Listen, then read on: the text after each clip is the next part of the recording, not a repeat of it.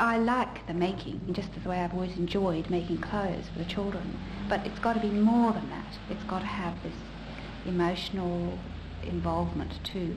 I suppose you could liken my fabrics really to the paints in a painting. They're the raw materials with which I work. And these are bigger bits of reasonable size pieces. And I have them in colours because I find this is the easiest way to get something quickly. I'm working away and I need something green. I can immediately go down here and I can see exactly what I've got in big pieces in green or whatever.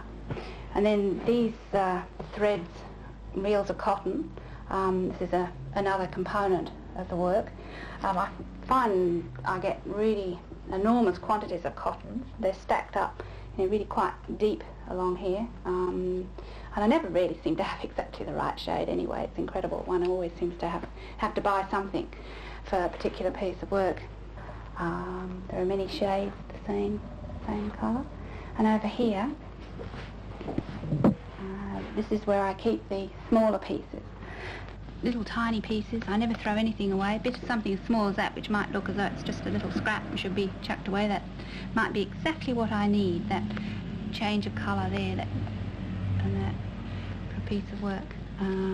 All these little bits. There's this sun-reflecting material. It's used to keep the heat from the sun's rays out of interiors, and I find this really interesting. It's got an aluminium coating over the cotton back, and therefore it's actually metal and has this reflective quality that metal has, and you can alter the surface of it by painting it. And I've used this a lot. I've got material that I had from dance dresses when I was about 18. It's just too stupid, you just never throw things away.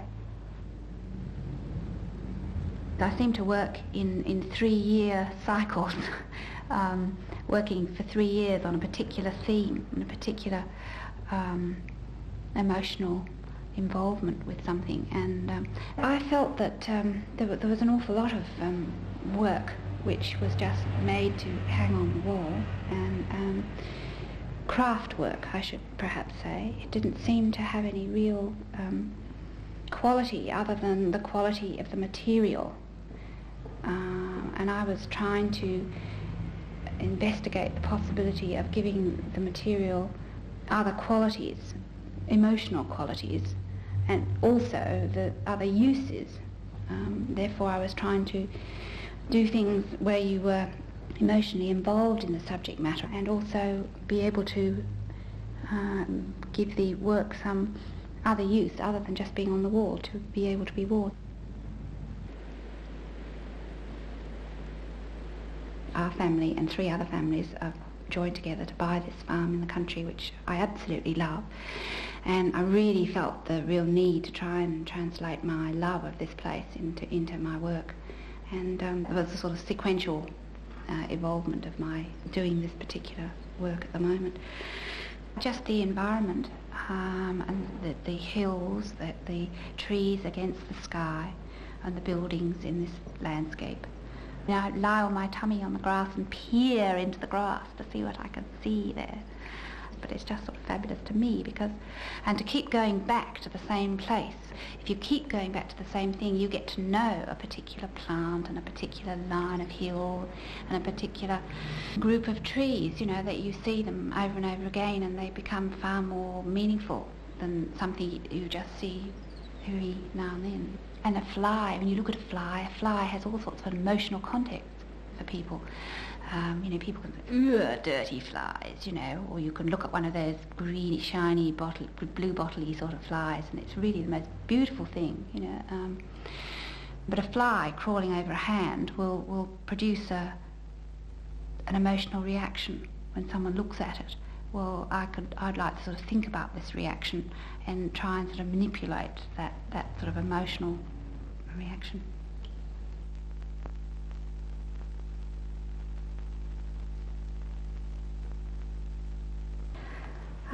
Sometimes I find it necessary to actually paint the material with dye in order to change the colour of the fabric, because I may want a change of colour which is gradual and which doesn't have a sharp edge. When you have a piece of material which you apply on another piece of material, I find it necessary, because I've been making things which are wearable and I feel it's important that they're well finished, I find it necessary to finish those edges by means of oversewing on the machine, and this very oversewing creates another element in the design, usually a fairly firm line, which is quite often of a different colour to the material, both materials on which I'm working. And by means of paint I can change the colour without this hard line, so you get a different quality.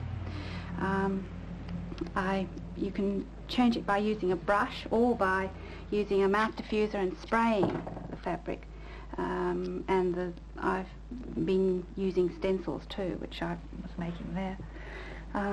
Using this dye, you can just make a solution of dye in water and paint it straight onto the fabric.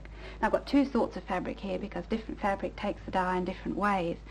If you want the dye to be fast, you have to treat the fabric before you paint on it in order to fuse the chemicals in the fibre itself, and so they're not just sitting on the top. But I think you'll find that this one will sit more on the surface than that one, which soaks in more. Now, there's no way I could change the material from a blue to a white in an applied way by doing that. This gives a completely different character. So I can paint like this and let the brush marks show. And this is going straight back to the sort of work I used to do when I was working in architects' offices, this sort of thing.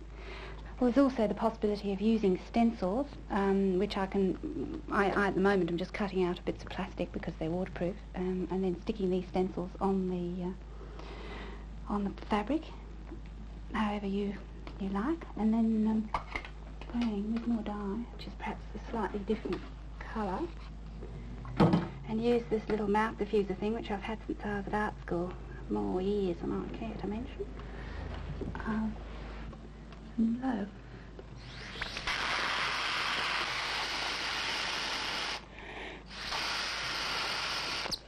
You're only limited by the amount of air you can hold in your lungs as to how far you can go with that, and then take the stencils off.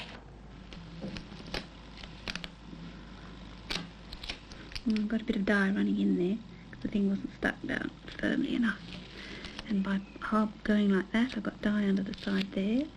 So I was to be really careful that you don't get the dye on the fabric. Some of the possibilities become maybe a little bit clearer now. You know, the fact that this has been sprayed, and I've got that slight bleeding along there where the leaf, the stencil the dye has run into the area that didn't have dye on it originally. I will now, if I was going to work on this as a finished piece, I would sort of capitalise on that, and I would get a piece of, I'll get some thread, some cotton, perhaps something, maybe this sort of colour, perhaps. I think probably something like this, and I would actually use this this colour and probably do some satin stitching just over the top of that leaf, following that line, and actually sort of work with that shape that's occurred. You know, you do get accidents which you can capitalise on. I try to never have a failure. In fact, the failures are often the best successes. And also another thing I like doing is using other material underneath one. Just this bit of paper might show that, by putting a piece of paper under here, a piece of white, could be fabric just as well as paper. Under here, the quality of that surface is changed. That leaf looks quite sort of dull without it, but with it all goes nice and glowy. And you could put another colour under, you know, you could put brilliant red or something like that, which would change it again. So, you know, the possibilities are actually endless. This is why it's so exciting. It just goes on, and I feel I've only just started. It's really terrific. Another possibility when you're using the sewing machine, apart from using straight stitching, where you have these little teeth sticking up underneath the foot which carry the fabric through at an even speed, you can lower those teeth, and they go down below the pate, have no tension and no stitch length, and then you can just machine and draw the, actually I should have the other foot on, that's the point, draw with this buttonhole foot. If I put that foot on, I have a better view through the, around the foot.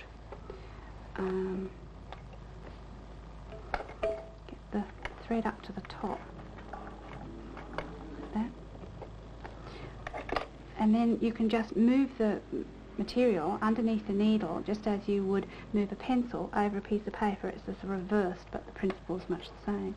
And then with the machine going, you can just draw. I just draw with the sewing machine.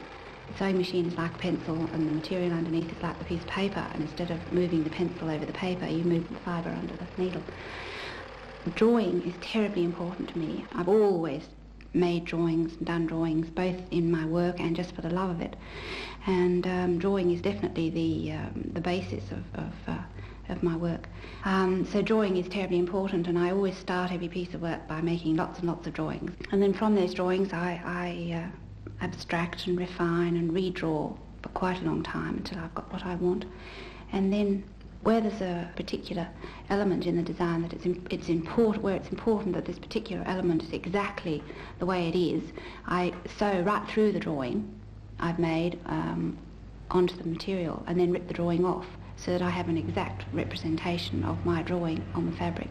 I do that when it's important that I get exactly a particular line in relation to another line. You know, it's important to me that my drawing of this little farmhouse up at the farm is exactly that farmhouse. It's not sort of vaguely like it, but it's got to be really like it. And then when I have the basis of the element and design, I go more freely with the sewing machine needle and elaborate on it. It could be applique, it could be more stitching, it could be padding, it could be, you know, any number of things, just depending upon what aspect of the figure I want to accentuate.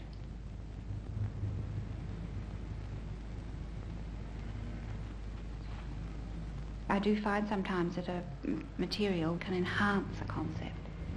I have really enjoyed, and I do enjoy, using calico and fine cottons, because as you stitch through the cotton with some nylon wadding underneath, you get a concave or convex curve which will make the light fall in different ways, and you can manipulate this.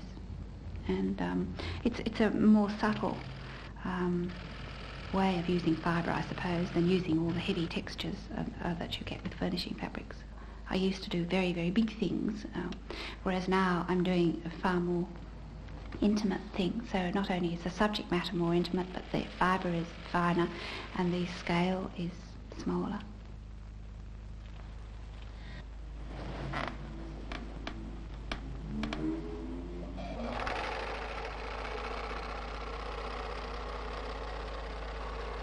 I'm afraid I don't do an awful lot of reading. I go to a tremendous amount of exhibitions, art exhibitions, and I'm totally involved in art. The sort of work I do is very personal, and I really enjoy talking about work in general to other people, not necessarily my work specifically. And I suppose it's a sort of stimulation of other people's approaches to, it needn't necessarily be in fibre, it could be in any field, you know. And it's the stimulation of talking to like minds, I guess. And I very seldom have the opportunity to do that. And I'm a bit sad that that's the way it is. You know, one does work in isolation. Well, this is something I've just very recently made for a friend as a present, and the feeling of the thing is very much in the vein in which I'm thinking at the moment, in that it's environmental and related to this farm that we have. And this is a moth. I've called this thing Many Moths Are Nocturnal Inhabit, and I've tried to get this sort of feeling here, and you can take this moth off the landscape, and the landscape itself looks okay without it, and then you can wear it. I imagine it being worn something like that there, and you can also alter these, the wings fold down, so that if you wanted to wear something which was smaller, it changes like that. And then when you've finished wearing it, you can take it off and put it back up on here again. I don't really think of it as anything that's around the studio. It's just the front room. It happens to be the biggest room in the house, which I bagged, which is a bit mean of me. But I just call it my workroom. The children are not allowed in the workroom. I sort of like to leave everything around, and very often it looks like a complete mess, you know, and I have to have that mess the way it is, and it's just Mummy's workroom, you know, they don't come in there. My husband and my children are probably the most important thing in my life, apart from the work. I don't think I could do the work I do at the moment without the support of my husband. I mean, he is absolutely fantastic the way he supports me, emotionally, not necessarily materially. I mean, he does that too, to a certain extent, but although we go 50-50, we are in fact partners, business partners.